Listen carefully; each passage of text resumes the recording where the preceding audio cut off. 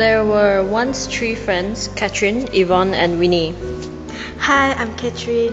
Hi, I'm Yvonne. Hi, I'm Winnie. The three of them always studied together. One day, they decided to go to the open laboratories to study together. La la la la la la. Look! What? What is it? What? The computer is still switched on even though there's no one here. That's right, all computers are in the safe mode. This is wasting too much energy. We should really do something about this, but what can we really do?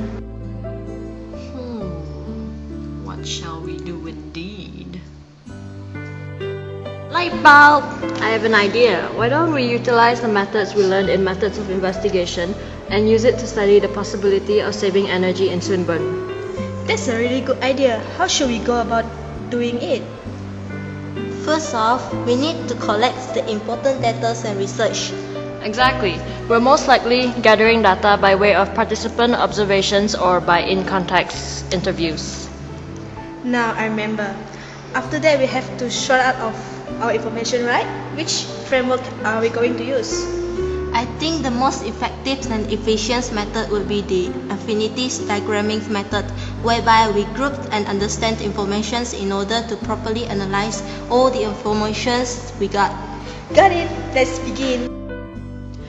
So the girls started gathering all the information they can get. They started doing research online, looking for as much information as they can get.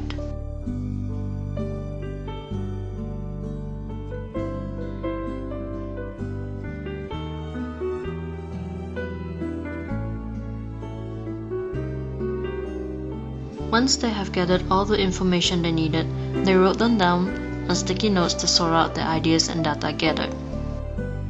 Good God, now what do we do with this? It's all so messy and clustered right now. What do we do? What shall we do indeed? And so the girls worked through all the sticky notes, obtained and separated them into chunks and sorted it out by relevance. And so the girls started observing the activities and ongoings inside the open laboratories. They noticed that the lights were always switched on regardless of the daylight factor, regardless whether anyone was in the labs or not. They noticed that all the air conditioners were switched on even though the central unit was already running. It did not matter even when it was raining outside and the temperature was unbearably cold. They noticed that the computers were not switched off at all. The computers were merely in safe modes when not in use. Worst of all the computers were reserved by students when they are out of the laboratory. They decide to leave their pencil boxes and books on the spacebar of the keyboard so that it does not even enter the safe mode. Sometimes, these computers were reserved for the entire day all the way till the late afternoon before the students returned. The girls could not believe such wastage was possible, and to think that all this was only confined in the open laboratories. Imagine how much more wastage there is throughout the entire campus. Must be done. We cannot let this go on any longer. But what can we do to create awareness? What shall we do indeed? We can't exactly go around lecturing other students. No, but we can try. We can start with posters, start with smaller campaigns before going more hardcore. Maybe we could influence our friends around us to practice saving energies. Maybe they'll follow our examples and pretty soon other people will follow their examples as well. That's the right attitude. Let's get to work. And so the girls started to hand out pamphlets and leaflets out in hopes of creating awareness of saving energy. Apart from these, other intended campaigns included online giveaways and incentives to those who tried to save energy as well. Hi, we'd like to tell you about saving energy here in Swinburne. As you can see in this pamphlet or leaflet, we have stated here why you need to save energy, and also on the other side, as you can see here, is how to save energy. We have tips here on telling you how to save energy, such as turning off the lights when not in use, switching off the computers when not in use.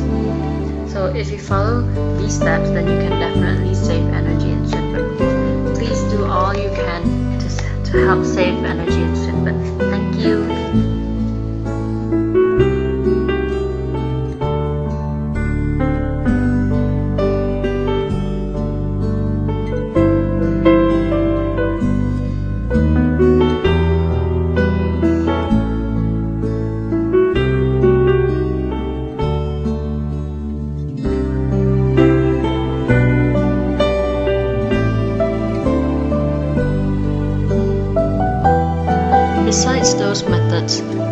also decided to use social media as a means of spreading word and creating awareness. Social media such as Facebook and Twitter are big influences in the youth these days, and spreading the word through these social medias are bound to be successful. These posters are examples of the potential